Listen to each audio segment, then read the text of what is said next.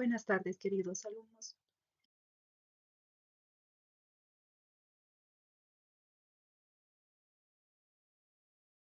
Quiero presentarles el tema de tosferina. La tosferina es una enfermedad infectocontagiosa que se puede prevenir mediante la vacunación de los niños. Antiguamente, esta enfermedad producía una alta mortalidad. Hoy,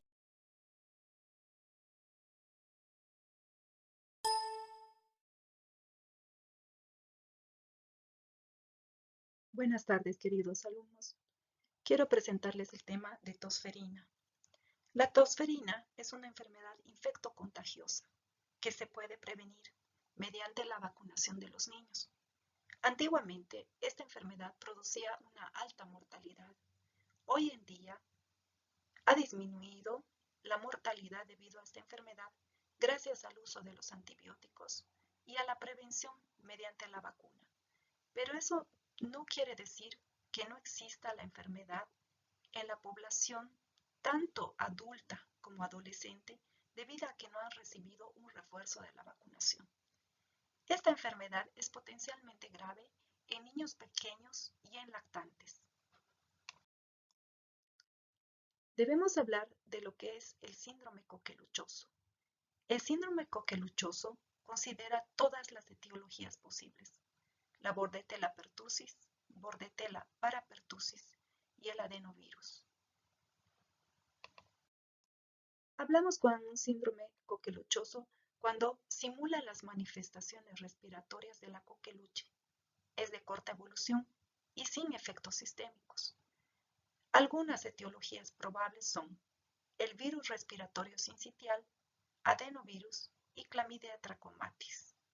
Debemos decir que cada una de estas patologías debe hacerse un diagnóstico diferencial con la coqueluche. La coqueluche maligna se caracteriza principalmente por la tos quintosa en accesos que va a comprometer el aspecto sistémico y puede producir efectos colaterales severos, como ser neumonías y atelectasias. Además, se caracteriza por ser una tos prolongada, que viene en accesos o quintas acompañada de vómitos y cianosis. No así el virus respiratorio sincitial, que produce la bronquiolitis, el adenovirus y la clamidia trachomatis, que pueden producir neumonías atípicas y su presentación es diferente al de la coqueluche. La coqueluche o tosferina es una infección bacteriana aguda de las vías respiratorias causada por Bordetella pertussis. La denominación tosferina significa tos violenta, llamada también tos convulsa. La tosferina, como dije antes, se caracteriza por accesos de tos en forma de quintas acompañada por un gallo inspiratorio, que es muy característico de la enfermedad. El paciente queda ahogado en su tos. Estas crisis de tos pueden presentarse 5 a 7 veces por día y se desencadenan por cualquier estímulo que pueda presentar el paciente cuando se lo manipula, ya sea al tomarle la temperatura, al cambiarlo de posición o al administrarle los alimentos o la leche. Por eso es importante que no se debe estimular mucho a estos pacientes, especialmente si son lactantes menores y están recibiendo oxígeno suplementario. Como les mencioné antes, la etiología es la Bordetella pertussis, que es un cocobacilo gram negativo aerobio. Es un patógeno exclusivo del ser humano. No sobrevive tiempos prolongados en el ambiente. Hemos visto básicamente 3 especies: Bordetella pertussis, parapertussis y la bronquicéptica. Los factores de virulencia de esta enfermedad están dados por la adenalatociclasa, la toxina pertúsica, la hemaglutinina filamentosa, la pertactina, citotoxina traqueal y la toxina dermonecrótica. Debemos decir que la Bordetella pertussis va a ser diagnosticada por diferentes medios. Antiguamente se hablaba del cultivo de Bordet-Gengoux, que fue la forma de diagnóstico tradicional, pero ha sido abandonado debido a la escasa sensibilidad menor al 25% y además al hecho de la dificultad para los resultados que tardaban 7 a 10 días. La inmunofluorescencia directa en muestra nasofaringea es una técnica rápida y sencilla. Presenta deficiencias de sensibilidad y especificidad, por lo que no se acepta como método diagnóstico de tos pertusoide. En cuanto a la serología, se puede hacer los métodos de ELISA, que permiten detectar los anticuerpos frente a diferentes antígenos de Bordetella. La serología puede resultar especialmente útil tras el tratamiento antibiótico y cuando el cultivo y PCR no se encuentren disponibles o aporten resultados negativos.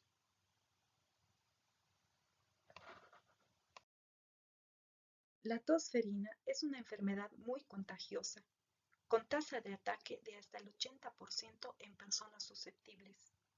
La transmisión es por vía respiratoria y es máxima antes de la aparición de los primeros síntomas y se extiende al menos 2 semanas después del inicio de la tos. La vacunación sistemática redujo drásticamente la incidencia de la enfermedad en muchos países. La enfermedad se presenta en epidemias cada 4 o 5 años. Es más frecuente en invierno y en primavera. La vacunación modifica el comportamiento de la enfermedad. La enfermedad es exclusiva del ser humano y es más grave en niños pequeños, especialmente en lactantes.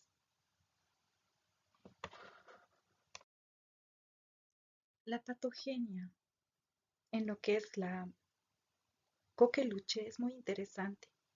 Consta de 4 pasos bien diferenciados. 1. La inoculación y la adhesión al epitelio respiratorio por parte de la bacteria. 2. La multiplicación y evasión de las defensas del hospedador. 3. El daño local. Y 4. Los efectos sistémicos. Debemos decir que es muy importante ver que se caracteriza por la presencia de accesos de tos en forma de quintas. No se conoce exactamente qué es lo que ocasiona los paroxismos de tos y algunos autores postulan la existencia de una toxina tusígena que está aún por descubrirse. El efecto sistémico más relevante que tiene la infección, virtualmente el único de importancia, y ya que no se produce nunca una bacteriemia, es la exagerada linfocitosis inducida por la toxina. Este efecto no se observa en la infección por Bordetella parapertussis, ya que no genera la toxina. Todos los pacientes que experimentan una prima infección por Bordetella pertussis en la infancia presentan cierto grado de linfocitosis, algo que no se observa en individuos con anticuerpos circulantes. Las manifestaciones sistémicas graves de la tos ferina son debidas a la acción de la toxina, la cual se relaciona con la aparición de hiperlinfocitosis, hipertensión pulmonar refractaria, estimulación de los islotes pancreáticos, shock cardiogénico y falla multiorgánica. La complicación sistémica más grave de la tos ferina es la encefalopatía, la cual se postula pueda ser producida por la hipoxia cerebral secundaria a la hipoxemia generada en los repetidos paroxismos de tos, aunque esto aún está por aclararse. Por técnicas de ELISA se han demostrado anticuerpos específicos contra muchas de las proteínas conocidas de Bordetella pertussis.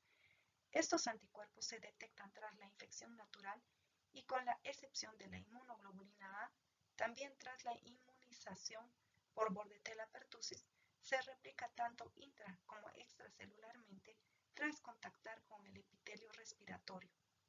Por ello, aparte de la inmunidad humoral, la respuesta celular inicial mediada por macrófagos, células dendríticas, la producción de interferón gamma, interleuquina 17 e interleuquina 10 y la activación de linfocitos Th1 y Th17 es de suma importancia. La expresión clínica va a depender de diversos factores entre los que destacan la edad de la prima infección, inmunización previa o infección pasada, presencia de anticuerpos transmitidos de forma pasiva, grado de exposición y tamaño del inóculo, sexo, factores genéticos o adquiridos del hospedador y genotipo del microorganismo. En el cuadro vemos el mecanismo. La bacteria es inhalada, va a penetrar por las vías respiratorias superiores, atacando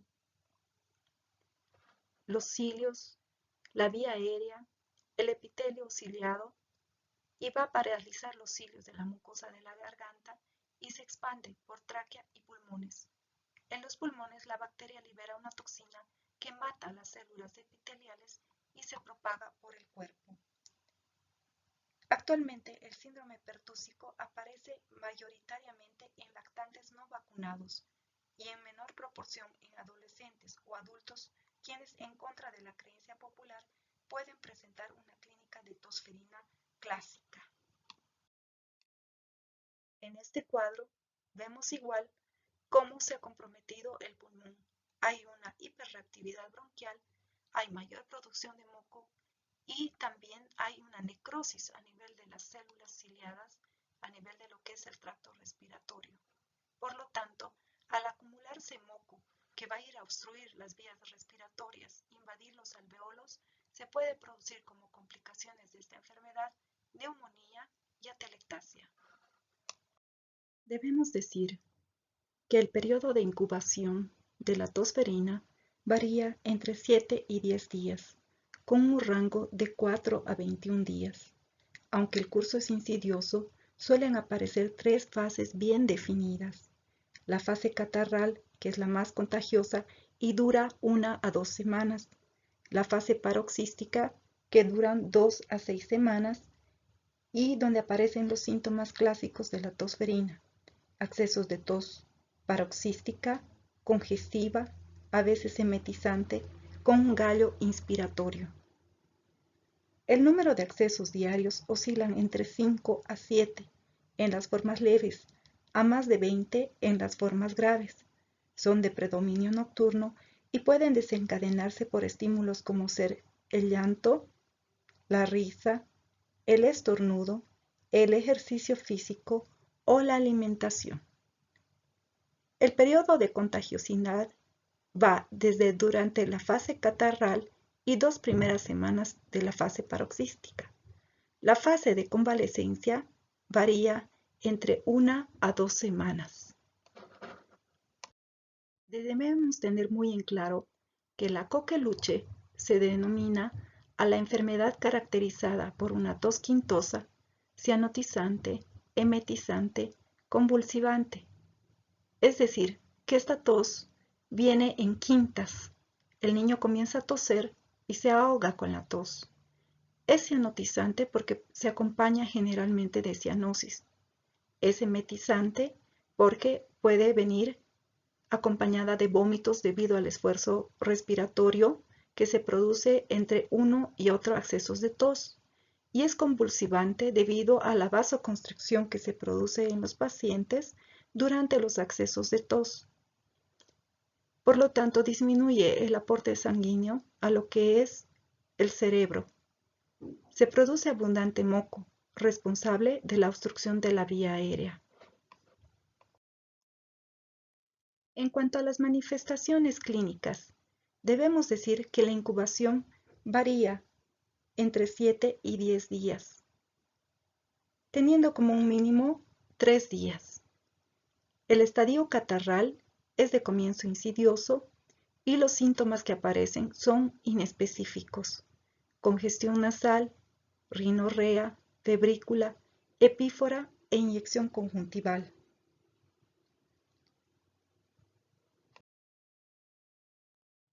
El estadio paroxístico dura de 2 a 4 semanas.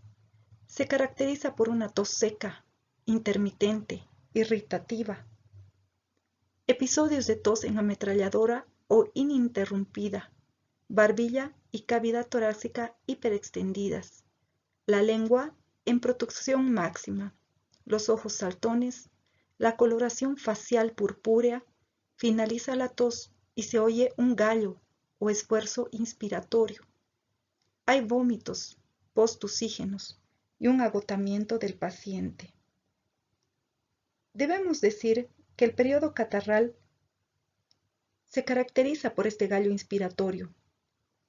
Aparece con frecuencia la cianosis y las pausas de apnea, muchas veces sin tos paroxística acompañante.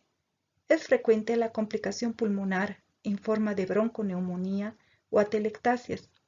El cuadro clínico más grave es la llamada tosferina maligna y se caracteriza por tos paroxística, pausas de apnea y fallo respiratorio progresivo con bronconeumonía e hiperleucocitosis extrema, que conduce a hipertensión pulmonar e hipoxemia rápidamente progresivas, refractarias al tratamiento convencional y que ocasionan shock y muerte en el 70% de los casos. Otras complicaciones son las neurológicas en forma de convulsiones o encefalopatías, las nutricionales por los vómitos repetidos y las debidas a los efectos de la presión durante los paroxismos de tos como ser neumotoras, atelectasias, fracturas costales, epistaxis, hematomas subdurales, hernias o prolapso rectal. El estadio de convalecencia dura 2 o más semanas. La resolución de los síntomas es gradual. En cuanto a la tos, el número, intensidad y frecuencia disminuyen progresivamente. Es importante decir que en adolescentes y adultos, la incidencia anual de infección es del 4 al 10%, aunque solamente en el 0.4 al 1.5% es sintomática. El síntoma más constante es la tos prolongada. Debemos hacer un diagnóstico diferencial con asma. De hecho, pueden confundirse ambos cuadros. Pasa que la tosferina, especialmente en adultos y en adolescentes, puede pasar desapercibida debido a que estos pacientes no han recibido un refuerzo de lo que es la vacunación. En este cuadro podemos ver cuáles son los criterios diagnósticos para definir si se trata de una tosferina. Sabemos, al revisar el presente tema, que son 3 los aspectos que evaluamos en un paciente para definir si es una tosferina. Tendremos 3 estadios. 1, el catarral. 2, la forma paroxística. Y 3, el periodo de convalecencia. En la forma catarral tenemos los síntomas inespecíficos. Hay rinorrea acuosa, lagrimeo y tos, siendo indistinguible de un resfriado común. Prácticamente nunca hay fiebre a no ser que exista coinfección con otros patógenos, y la tos suele hacerse progresivamente más intensa. La rinorrea no cambia a purulenta con el paso de los días, a diferencia del catarro de vías altas. Tras la primera fase de 1 a 2 semanas, la tos se torna paroxística con episodios repetidos de accesos en los que se contabilizan más de 10 golpes de tos en cada expiración, a lo cual le sucede una inspiración forzada con la glotis parcialmente cerrada en forma de estridor agudo o gallo, que cuando aparece es característico. Durante los paroxismos es común la rubefacción facial, la cianosis, la protrusión lingual, la cialorrea espumosa y filante, la sudoración en adolescentes y adultos, la ingurgitación yugular por aumento de la presión intratorácica y la emesis posterior. Tras cada acceso de tos, el lactante suele quedar exhausto, apático y ocasionalmente puede aparecer la apnea. Es común la pérdida de peso como consecuencia de los vómitos y la dificultad para alimentarse e hidratarse. En la fase de convalecencia ya vemos una resolución del cuadro. Dijimos que la tos puede prolongarse hasta 2 semanas y en ella los paroxismos van disminuyendo en frecuencia e intensidad hasta finalmente desaparecer. La gravedad del cuadro se definirá de acuerdo a la edad del paciente y a la manifestación clínica. Tenemos que el diagnóstico de la tosferina se hace básicamente de una forma clínica, epidemiológica, por laboratorio, cultivo, serología, radiológico. En la forma clínica, el cuadro de presentación con tos paroxística. La forma epidemiológica tendremos que ver los antecedentes mediante el carnet, la falta de vacunas. En el laboratorio, el hemograma, la presencia de leucocitosis con linfocitosis. En el cultivo, el aislamiento de Bordetella pertussis por cultivo de Bordet-Gengoux, de Regan-Low, o más bien la serología que actualmente se realiza mediante ELISA, PCR y la forma radiológica donde veremos el corazón velludo que es característico de esta enfermedad. En el examen físico no hay signos de enfermedad de vías respiratorias inferiores. Pueden existir hemorragias conjuntivales debido a los accesos de tos que son tan intensos y producen un compromiso en el paciente. Podemos encontrar, además, petequias en la mitad superior del cuerpo por la misma razón debido a la ruptura de los vasos sanguíneos y por lo tanto sospecharemos de esta enfermedad la presencia de la tos quintosa importante. Aquí vemos en la radiografía los infiltrados periliares con edema que le dan la característica de un corazón velloso. ¿Cómo actuar frente a los distintos casos? En el caso probable, tendremos que administrar macrólidos, esperar la confirmación del laboratorio, reducir la intensidad y la duración de la sintomatología, esperar los resultados del laboratorio. El caso confirmado será cuando tenemos un PCR, una ELISA positivos o la presencia de leucocitos aumentados con linfocitosis importante, más una clínica compatible y una radiografía compatibles. Iniciaremos el tratamiento con macrólidos. De preferencia se utiliza la claritromicina o la eritromicina. La acitromicina se puede utilizar a 10 miligramos por kilogramo de peso día. El trimethoprim y el sulfamethoxazol están contraindicados en esta patología y no nos sirven para el tratamiento de la Bordetella pertussis. Aquí tenemos los tratamientos que se pueden utilizar y las dosis necesarias que se deben administrar a los pacientes.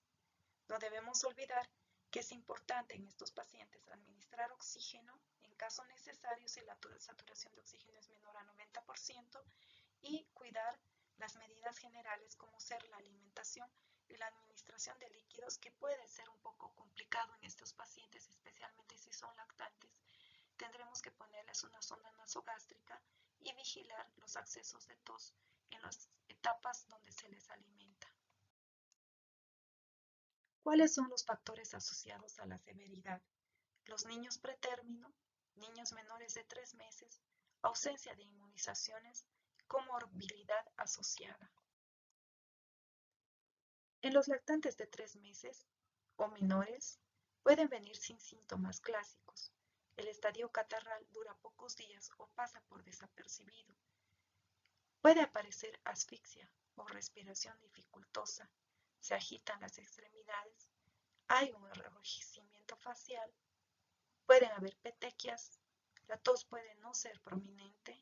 El gallo es poco frecuente. Después del episodio paroxístico puede haber cianosis o apnea. La mortalidad en estos pacientes puede ser del 1 al 3%. La tos ferina maligna se caracteriza por una tos paroxística con periodos de apnea, hipoxemia, puede aparecer hipertensión pulmonar, falla respiratoria progresiva con bronconeumonía e hiperleucocitosis extrema, lo cual puede llevar a shock y muerte en un 70% de los casos. El tratamiento de soporte en estos pacientes será la posición semi-Fowler, decúbito lateral, oxígeno por carpa o mascarilla, evitar manipular a los pacientes, mantener hidratado y nutrido al paciente, monitorización permanente, aspirar secreciones y dieta fraccionada. Las complicaciones pulmonares van desde la bronconeumonía, atelectasia, enfisema, bronquiectasia, hemorragias, otitis medias agudas, convulsiones, coma, encefalopatía hipóxica, hemorragia subaracnoidea o intraventricular, hematoma subdural, hernias umbilical e inguinal, prolapso rectal y desnutrición. Los criterios para el ingreso a terapia intensiva son lactantes menores a 4 meses, taquicardia sinusal mantenida de causa no aclarada, insuficiencia respiratoria con una presión arterial de oxígeno menor a 60 milímetros de mercurio o una saturación de oxígeno menor al 90%, hiperleucocitosis con más de 20.000 elementos por milímetro cúbico, linfocitosis importante, falla renal aguda con oligoanuria. Debemos vigilar a los contactos cercanos en los últimos 21 días previos al inicio de síntomas hasta las 2 semanas después correspondientes a la fase catarral, que es la fase más contagiosa. Se consideran contactos de alto riesgo los niños menores de 1 año, los niños menores de 7 años con esquema de vacunación incompleta, los niños menores de 5 años próximos a la vacunación, mujeres embarazadas en el tercer trimestre, inmunodeficiencias u otras enfermedades graves, trabajadores de la salud. En cuanto a la vacunación, es importante mencionar que hoy en día la vacuna pentavalente tiene en su composición la combinación de difteria, tosferina, tétanos, hepatitis B y hemófilus influenza del tipo B. La dosis se administra de 0.5 ml por vía intramuscular a los 2, 4 y 6 meses. Se hacen refuerzos a los 13, a los 18 meses y a los 4 años. La quimioprofilaxis post-exposición se debe administrar a los pacientes que han estado en contacto con los casos. En los convivientes, especialmente si se encuentran en el factor de riesgo, y aquellos pacientes o lactantes que han estado incorrectamente vacunados en las guarderías y han estado en contacto con el caso.